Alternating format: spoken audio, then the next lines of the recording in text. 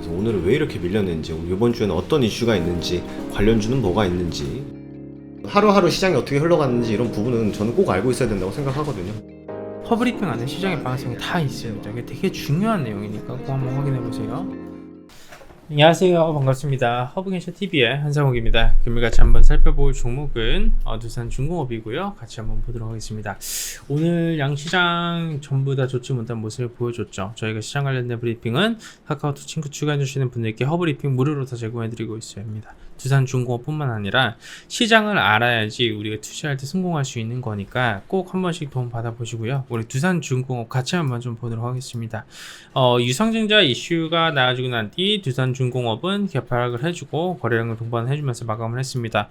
외국인들은 어느 정도 쇼커버를 해주는 모습이었고요. 기관들 같은 경우에는 어느 정도 리스크 관리성 차익 매물이 살짝 나와줬는데 그동안 모아와줬었던 물량이 있기 때문에 사실 오늘 보여준 요 정도 물량만으로는 뭐 포지션 자체가 완연하게 매도를 잡았다라고 보기는 어려움이 있습니다. 그래도 연기금 측에서 30만 주 이상 매도 물량이 나와준 게 사실 조금 아쉽기는 해요. 왜 그러냐면 가격적인 부분에서의 사실 요 정도 가격 밸류 부분이면 가격적인 부분에서 살짝 받아줄 수도 있는데 지금으로서 이들이 판단을 하기에는 아직까지는 굳이 여기서 더 받아야 되나? 라는 그런 관점이 좀 나와주지 않았나 싶습니다. 자, 제가 우리 주주분들께 우리 허브인셔TV를 구독을 해주시는 모든 분들께 아마 브리핑 자체가 달라진 점 없이 동일하게 갔을 거예요. 그리고 현재로서도 그 관점 자체는 변함이 없습니다.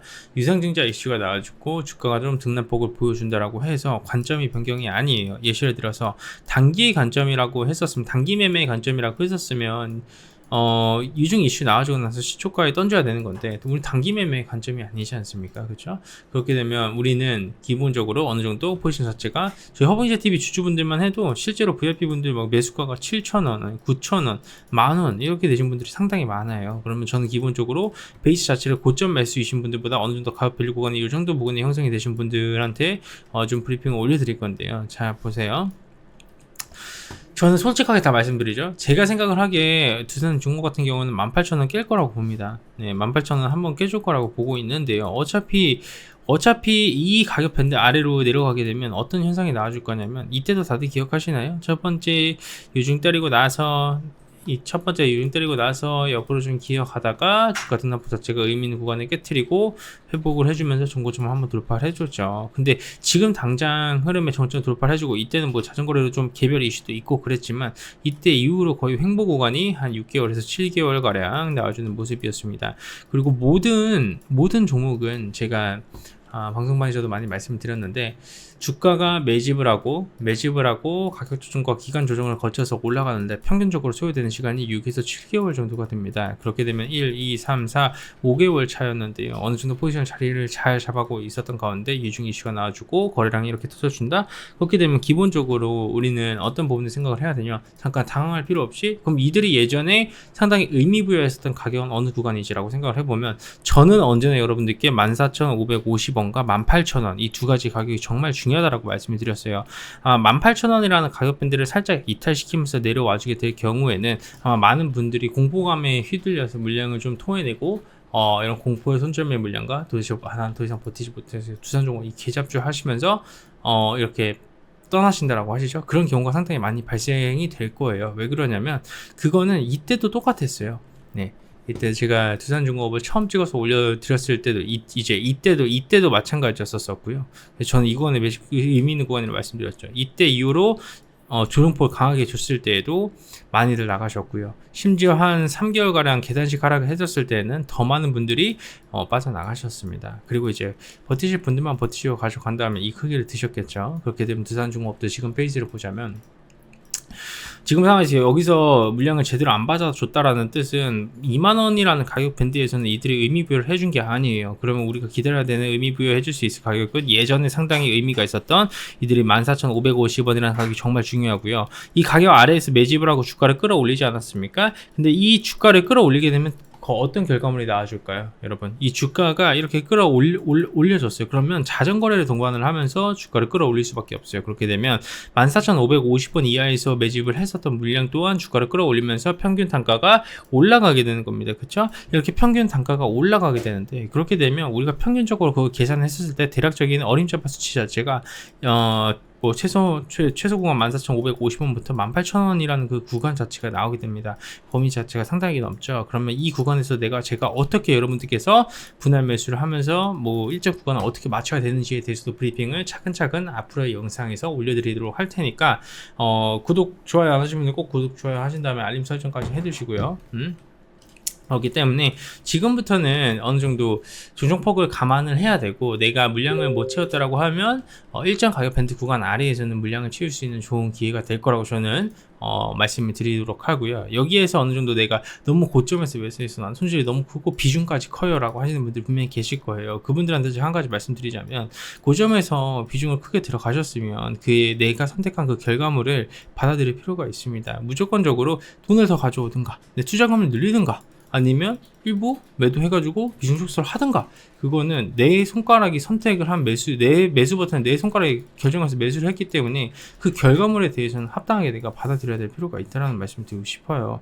어차피 예를 들어서 4억 정도로 매수하신 분이 계세요. 사무엘님이 한 분 계신데 4억 정도를 한 7천원 가까이 매수하시고 지금 저한테도 문의를 주시더라고요. 종목 상담은 불가능하기 때문에 제가 말씀드리진 못했지만 결국 이 구간을 보시면 일정 구간, 이 의미 있는 구간 아래로 내려오게 되면 제가 100% 장담합니다. 곡소리 납니다. 그냥. 예.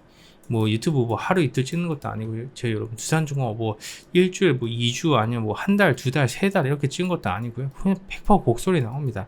근데 여태까지 기대감의 프리미엄으로만 올라가는 기업이 내년 상반기부터는 어떤 이슈가 있을까요? 대규모 원전 수주 기대감이 살아 있습니다. 그리고 성장주가 가치주로서 변하기 위해서는 이런 대규모 수주 또한 따내야 되고, 그로 인해서 솔직히 이번 뭐 사실 주주한테 돈 내놓으라고 하는 이 유상증자 이슈는 사실 잘 안 됐지. 지만 그럼에도 불구하고 부채가 사라지고 그 다음부터 대규모 수주 건수 살아나면서 기업이 살아나게 되면 이 두산중공업이라는 기업은 다시 한번 더 재평가를 받아줄 수밖에 없어요. 그럼 1년의 트리를 가져가는 겁니다.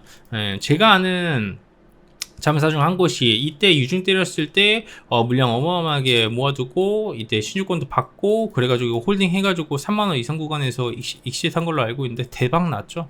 다들 이 구간 빠질 때 버틴 사람들은 버티고 못 버틴 사람은 못 버티고 나간 사람은 다 나갔습니다. 하지만 일정 상당히 의미 있는 구간에서 물량도 모아가고 매집도 해나가면서 이 단기적으로 그냥 트레이딩을 해서 돈을 벌겠다라는 관점이 아니라 투자의 관점으로 봤었을 때 그런 식으로 매매하신 분들은 수익 많이 냈습니다. 이게 단순하게 내 눈앞에 좀 떨어진다라고 해서 뭐 겁먹고 tum해 버리고 감정 조절 안 되고 비중 관리 안 되고 포트 관리 안 되고 그러면 내가 평생 개인 투자자 해야죠. 평생 개인 투자자로서로만 그 포지션으로만 살아야 되는 거고, 개인 투자자분들의 95% 이상이 그저 먹잇감일 뿐입니다. 내가 그 행동을 하느냐 안 하느냐는 나의 선택이에요.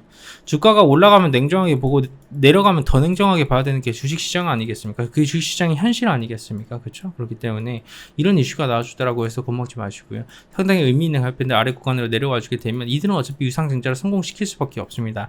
유상증자를 성공시켜야 돼요. 그렇게 되면 어떻게 될까요? 주가 올릴 수밖에 없어요. 일정 구간까지는.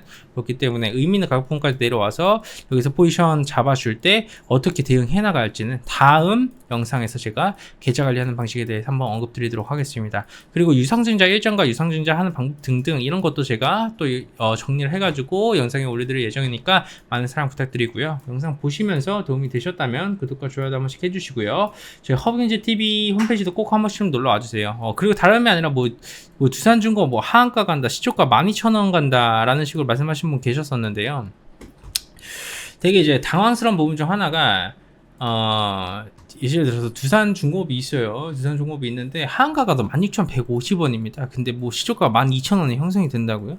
주식에 그냥 기본 개념 자체도 없는데 누군가 그 생각 없이 내뱉는 말이 보유하고 있는 다른 주주들한테는 큰 상처가 될 수 있습니다. 그런 조금 기본 지식조차 가지고 있지 않은 상황에서 섣부른 댓글을 달아서 누군가한테 상처 주는 행동은 좋지 않습니다. 좀 자제 말씀 좀 부탁드리고요. 예. 그리고 어차피 포지션 잡아서 움직여주면 누구나 만약에 떨어지는 종목이 있다라고 누구나 다 손실을 볼 거면 솔직히 뭐 대한민국 뿐만 아니라 전 세계에 있는 뭐 자문사, 운용사, 증권사 다 손실 보고 주식 투자 실패해야 되지 않겠습니까? 근데 그들이 어떤 결과물이 되죠? 결국 손실도 수익으로 바꿔 나가는 게 여러분들의 실력이고 그게 트레이더로서 가져야 되는 능력이다라는 말씀 좀 드리도록 하겠습니다. 자, 좋습니다. 도움이 되셨다면 구독과 좋아요 한 번씩 해주시고요. 저희 허브인제 TV도 홈페이지도 꼭 한 번씩 좀 와주세요. 저희가 제로 브리핑, 3번어 브리핑 등등 투자하실 때 도움이 될 만한 많은 컨텐츠 내용을 무료로 제공을 해드리고 있습니다. 거기서 투자하실 때 도움 많이 받아가시고요. 모든 문의는 카카오톡 아이디 HBTV 천사입니다. 친구 추가 아이콘 눌러주신 다음에 아이콘 눌러주신 다음에 아이디로 추가 아이콘 클릭 한번 해주시고요. 여기에서 HBTV 천사 검색 후에 친구 추가까지 클릭 한번 해주시면 저희 채널 오실 수 있다는 말씀드리도록 하겠습니다. 다들 고생들 많으셨고요. 내일 또 인사드리도록 하겠습니다. 감사합니다.